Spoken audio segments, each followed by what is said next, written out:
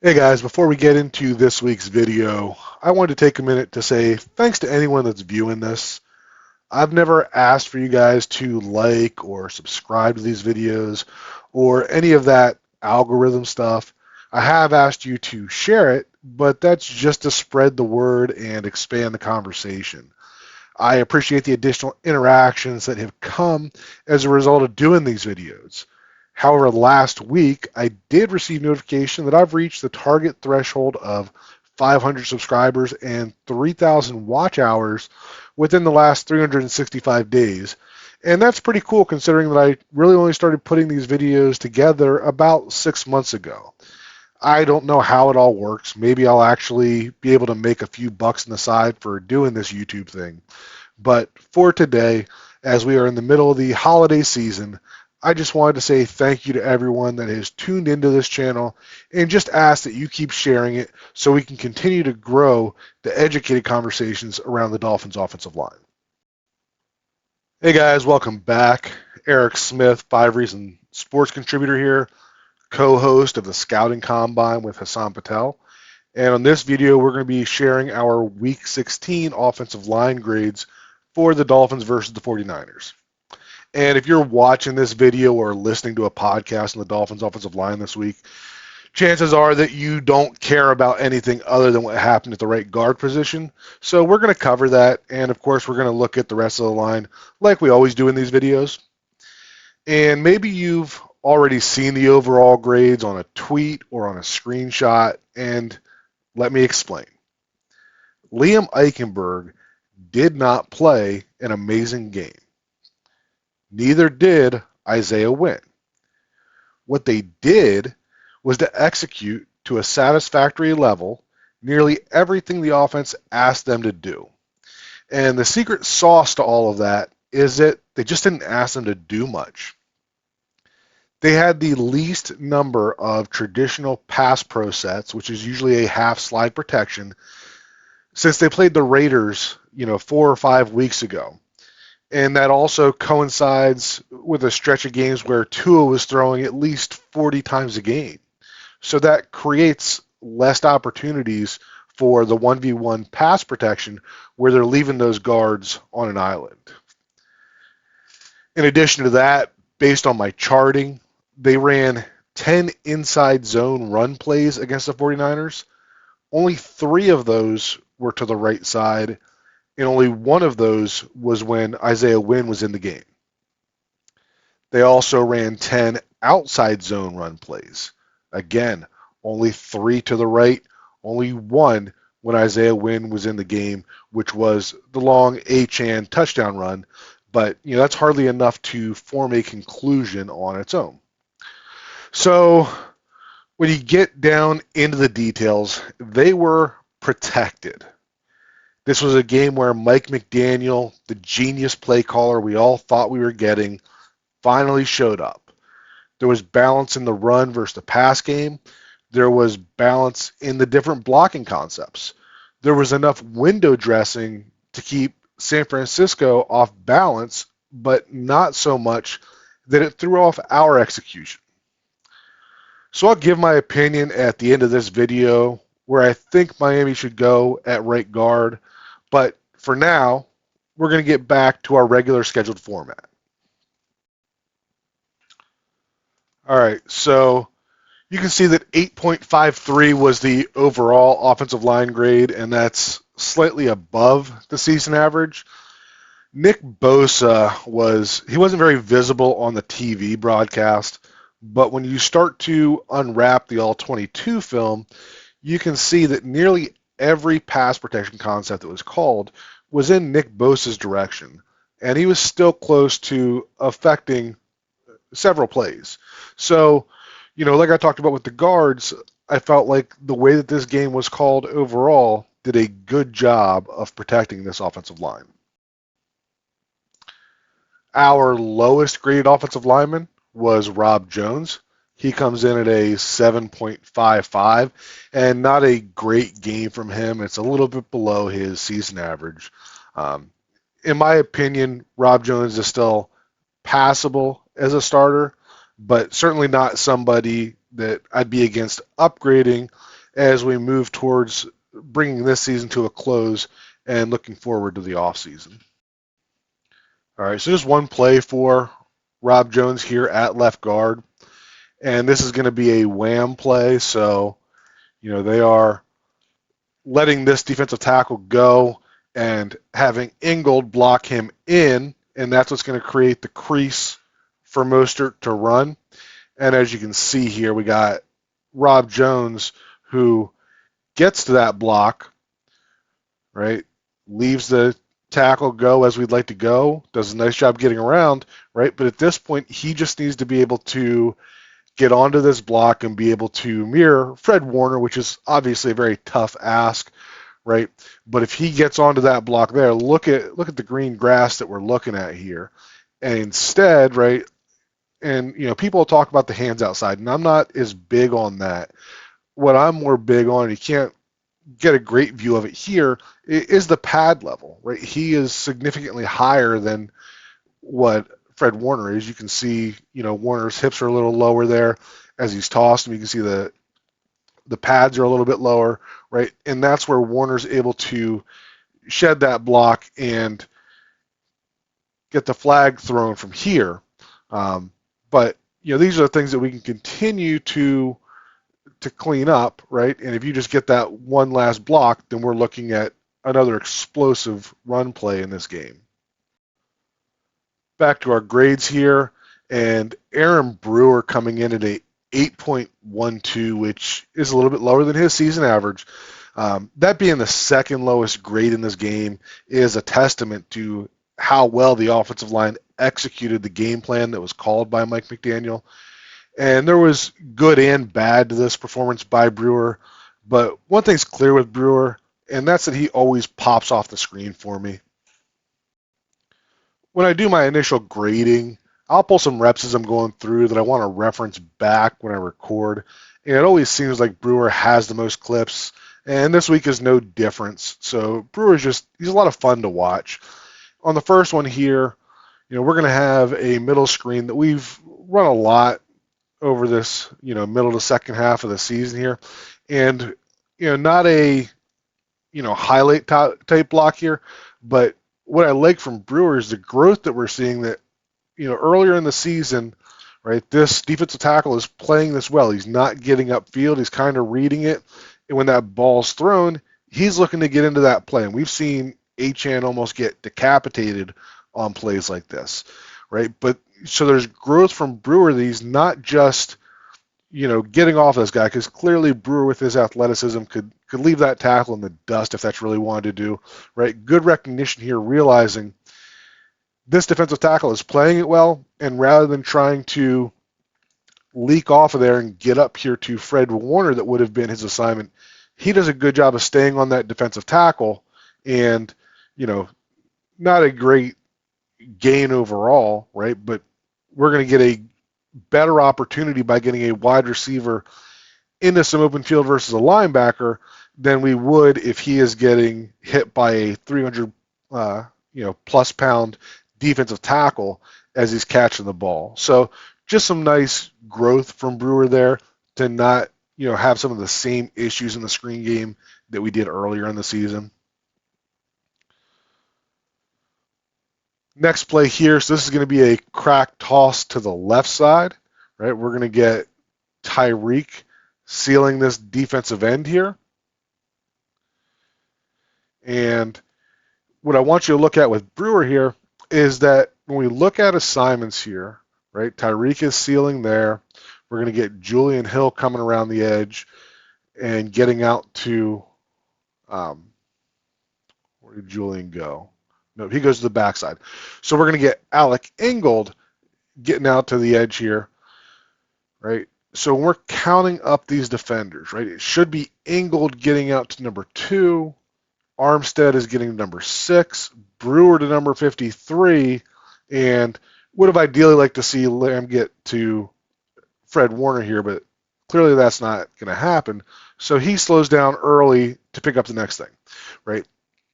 Brewer, you'll hear a lot of times that if you are turn towards the play, right? So he can't make it to that linebacker. So if he is turning to make that block, right, good things don't happen with that. But this is a good understanding of the offense to know that this guy's the fixer. Alec Ingold, the fullback, the F position in the run game, is the fixer, right? He is supposed to get out here to the corner, but head on a swivel, he can see that Brewer is not able to get there and adjust and be able to make that block. And we're able to turn that into a good gain as opposed to, if Ingold just stays on his assignment, he's just rigid, and Brewer turns and chases, right? We're probably looking at number 53 making that play in here. Brewer doesn't get a great block here on Warner, but when you're talking about chasing these guys at the second level, you don't have to get a big block, right? What you got to stop is them being able to run downhill, and if they have to go backside on that, right? Typically, your runner is at a high enough speed that we're getting around the edge here, and he's going to be chasing from behind anyways. So, not a great block there, but I like the way that Ingold and Brewer both adjusted on this play to give it a chance.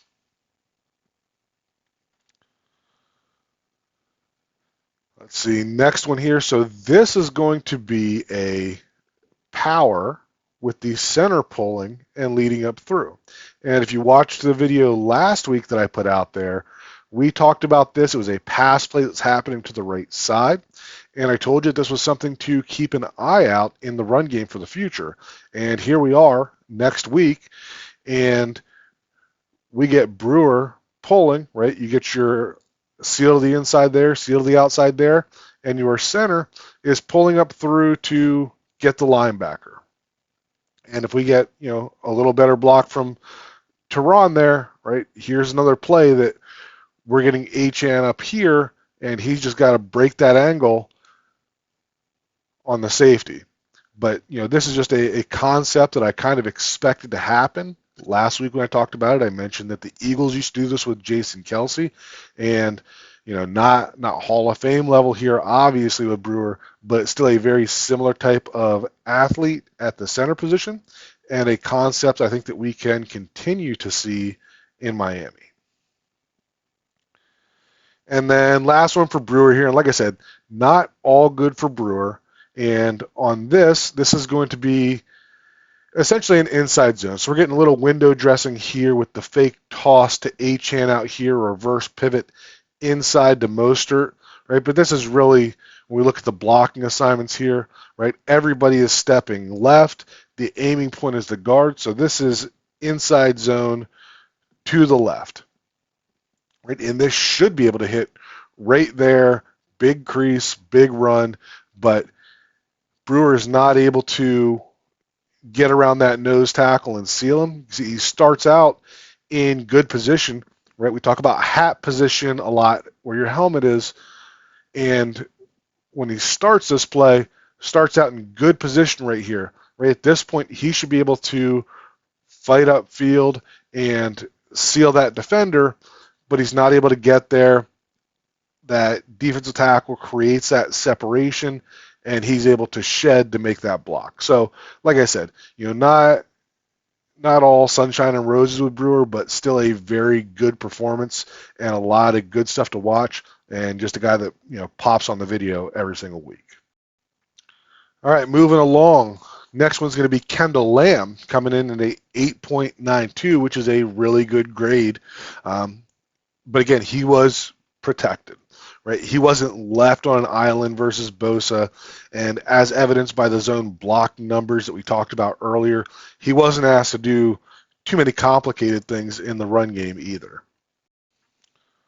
All right, so this first one, this was a play earlier in the game, and this is going to be one of those opportunities where Lamm did face Bosa one-on-one, and you can see that if that ball doesn't get out of there, right, Lamm is going to get bull rushed directly into Tua's lap. It's a quick pass, doesn't have to hold up long, right? Getting a little help from Eichenberg there to finish at the end.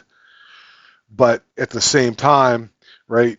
Very clear from the beginning that we were not going to be able to leave Lamm on an island versus Bosa. And even though Bosa's numbers, were pretty much non-existent in the game, you can see here that this type of play just emphasizes why the Dolphins, really gave attention to him.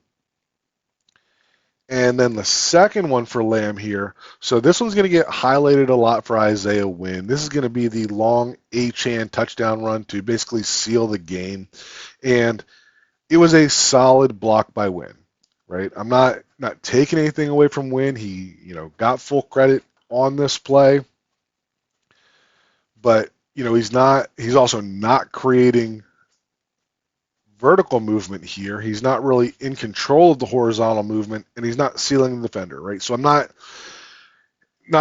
throwing a parade for Win on this play, but where we did get some good blocks is that one, Julian Hill, who has had his own struggles this year, has Bosa who kind of fakes inside and then goes to the outside and gets off balance, right? So we're able to create some movement there, right? See where this opening is there and how it's widening out as Julian Hill is widening Bosa. But, the one that I really wanted to highlight here was Kendall Lamm on this play. This was the one outside zone play run to his side in this game. And, maybe he could have given Wynn a little bit more help there.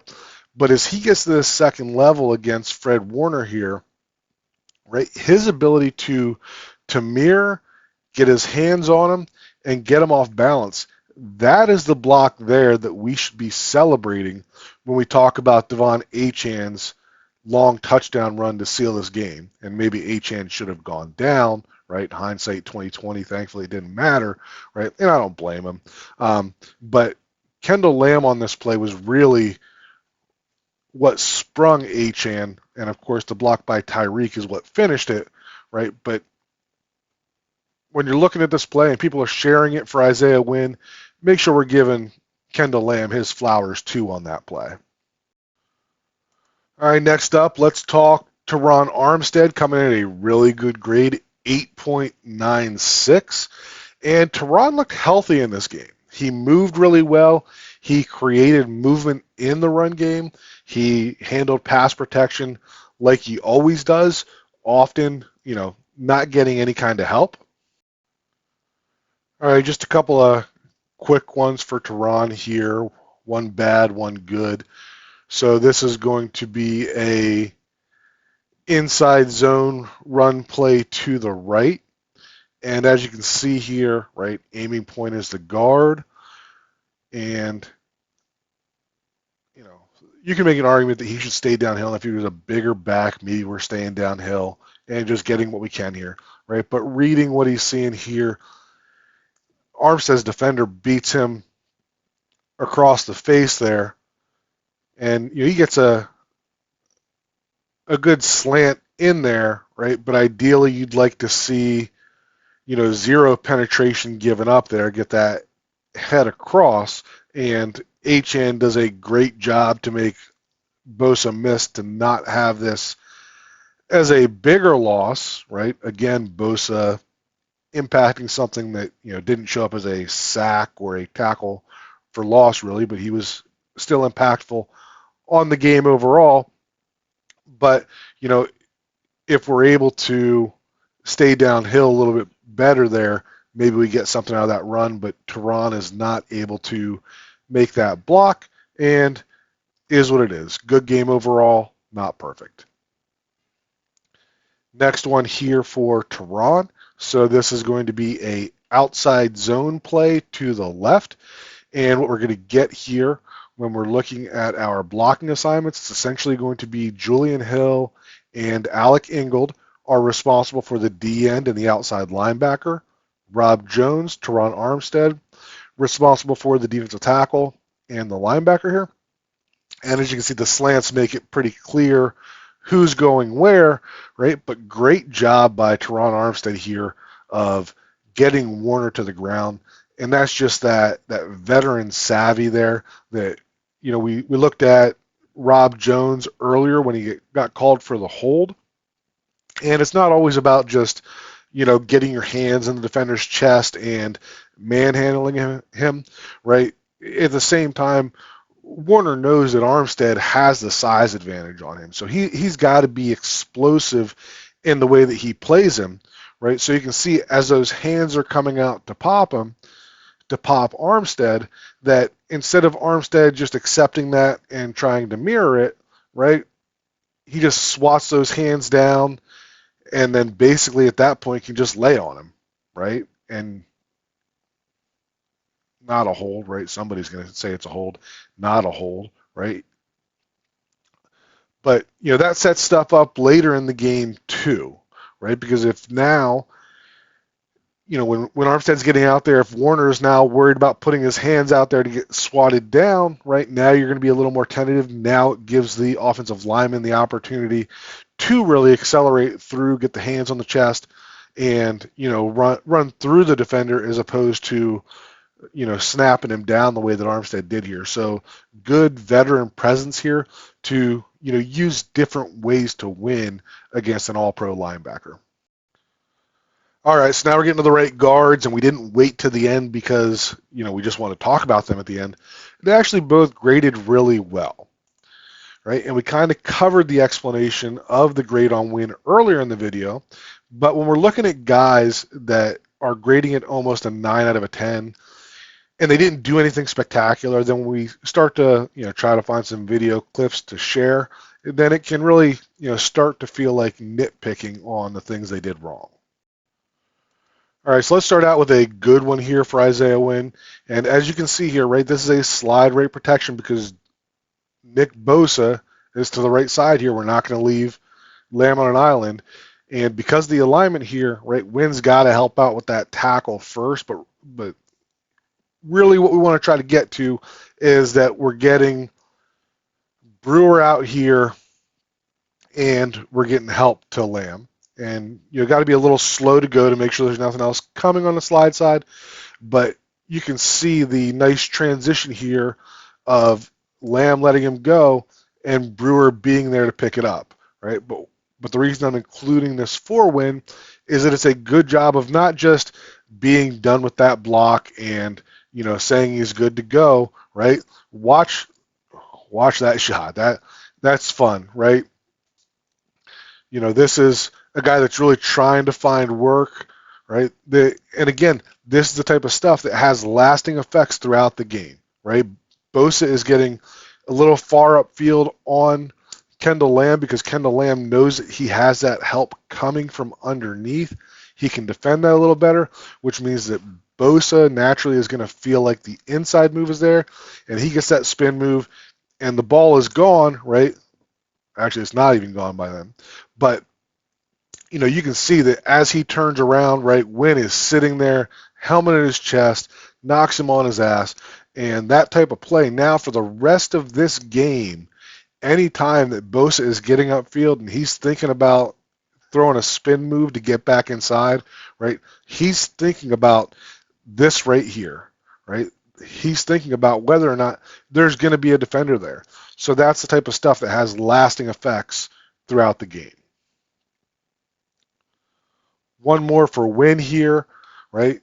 And same idea. So this is one of the times they didn't slide to Bosa's side, but they also, sent 2 extra guys over here.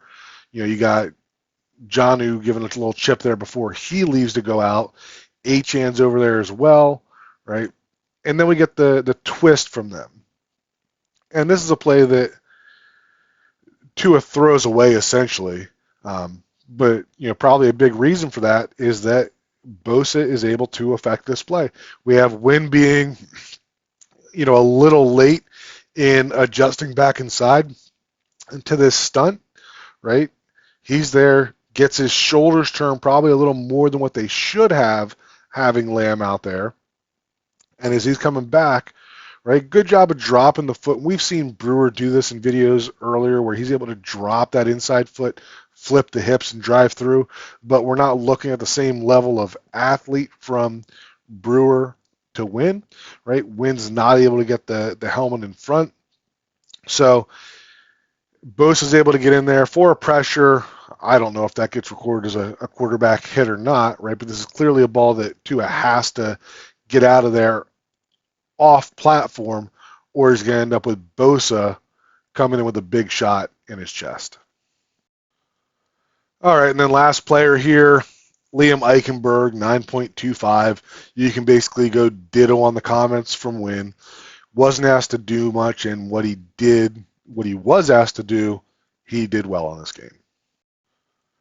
All right, for Liam, like I said, high grade. We'd be nitpicking to go through and try to find the little stuff they did wrong. This was one that I shared on X, and we've got the whole Liam on the ground thing, and I do think it's overblown, but there is something to it that he just has a strange way of finding a way to get into weird positions, and whether it's Eichenberg got a little too far back before he released, whether it's Lamm getting hit with the bull rush there and giving up some ground. What you end up with, if you're watching closely here, is Liam's foot gets in between Lamb's legs, and he trips on Lamb's foot as he's trying to get out there. So in terms of grading, like, this is a play that I basically just remove for Liam because it's just weird, stupid luck in my opinion. I'm not going to say that he failed to execute because I can't say where those landmarks are and whether Lamm was expected to hold ground a little better there. I would tend to think he was, but had to put something in here for Liam because that's what I do on these videos, is to try to include something for each player. And this unlucky trip was just the one that I decided to pick this week. All right, so if you stuck around this long, then you might actually care about my opinion on how the right guard should be handled. And there's been a few people that have accused me of being a Liam apologist, riding his jock, and some much more colorful descriptions as well. And I'm sure those people skipped the video completely, or they tuned out a long time ago when they saw the grade for Liam. But the reality is that I've called every player on this offensive line out for good and bad. And I've probably shared way more bad stuff for Eichenberg than I have good. And he consistently grades near the bottom of the group for me. Kyle Krabs put out a tweet showing the average yards per carry and yards before contact, saying they were higher when Isaiah Wynn was in the game versus when Eichenberg was in the game. And then Kyle went on to point out that if you take out the longest run of the game for each of them, and for Wynn, that would obviously be the game-sealing Achane touchdown run, those numbers were actually better with Liam Eichenberg in the game. So I think there's a lot of living in the moment going on based on that run alone. Now, with that said, Eichenberg earned the top grade of the week from me, and I would still make the move to Isaiah Wynn. The season is what it is at this point. You're not going to be able to consistently run the ball on the right side of the offensive line, at least not to the degree that you were able to do when Austin Jackson was in the lineup. And with that in mind, I would go with the guy who is better in pass protection in Isaiah Wynn, and hope that McDaniel's play calling can continue to mask the issues that exist on the offensive line and continue to utilize the concepts that still favor the remaining personnel. All right, as always, feel free to leave a comment below. Come find me on X. Let's keep the conversation going around the Dolphins offensive line and the big guys in general for Miami and across the league. Happy holidays to everyone, and we'll talk again next week.